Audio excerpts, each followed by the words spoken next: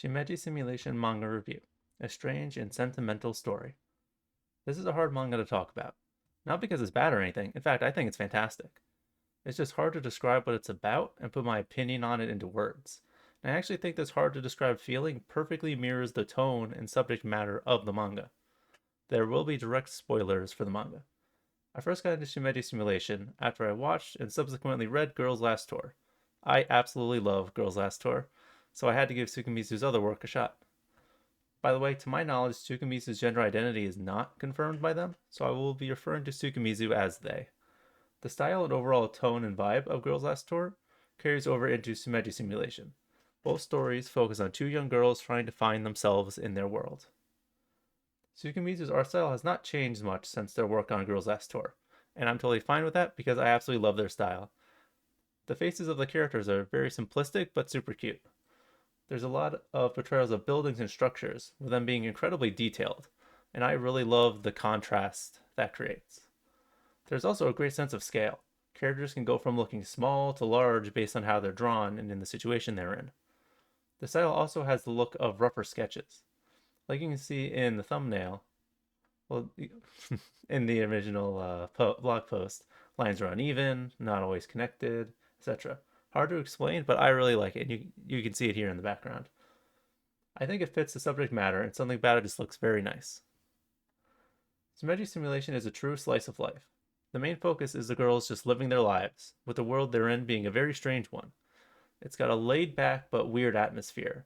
Things can be nonsensical at times, then very normal and casual. There's a lot of philosophy and poeticism that you can find throughout the story. Topics can include the meaning of life, what people mean to each other, humanity, what objects can mean. One scene I really like that touches on this tone is the scene where Shijima and Majime talk about plushies. This also serves as an example of the manga simply being very cute. They simply talk about plushies, like why Majime likes them and what nickname she has for them. But you get this feeling that there's something deeper you can take out of this, even if you can't quite put your finger on it. Shimeji Simulation's writing strongly encourages people to think deeply about normal things, to consider the meaning of objects and concepts that are in our lives.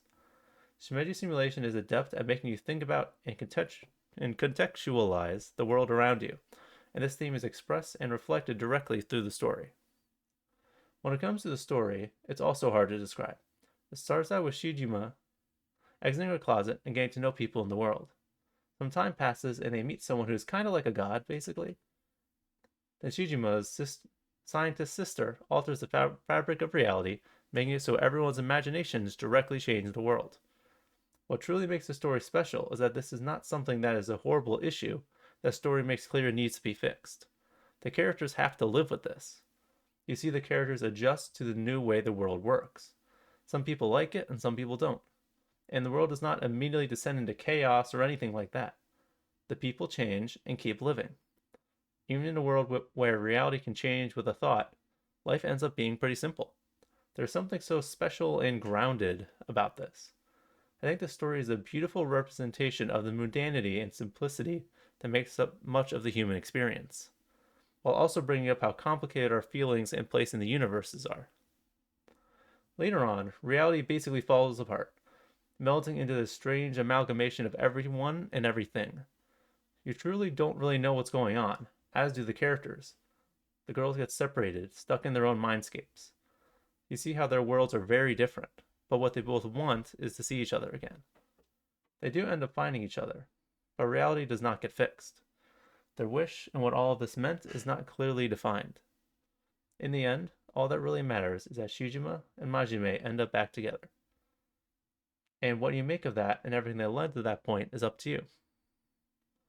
There are a lot of takeaways you can have, particularly about what life means. I think life in the story can simply refer to being with the people you love. Life can dramatically change and throw things at you that make you uncertain and afraid, but you can push through it by sticking to what is important to you. Shijima and Majime's love for each other allowed them to find each other amidst a chaotic world and be able to find happiness in that. As said before, I believe the manga encourages you to reconsider how you view yourself and other people.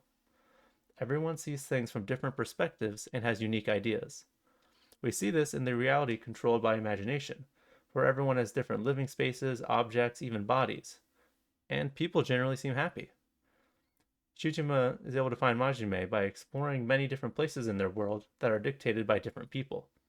By gaining new experiences and worldviews, she is able to recontextualize her own, which enables her to realize her own feelings and get in the space that Majime is in.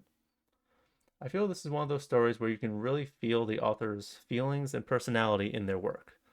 And despite that, it doesn't feel like it's trying to convince you of any particular worldview. Rather, it encourages you to look inward and come to your own conclusions.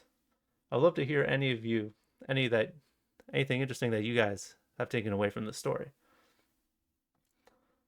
Yeah, please share. Love to see all the different interpretations that everyone has. To conclude, I really love this manga and highly recommend it to anyone who wants a bizarre story that encourages deeper thinking while also making you smile with wholesome antics.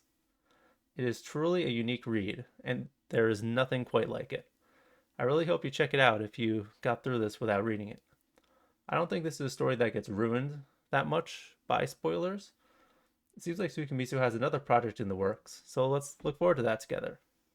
And I really hope the next one continues the trend of the previous protagonists coming up in non-critical ways, because I really want to see our potatoes, mushroom, and egg again. Thank you for listening.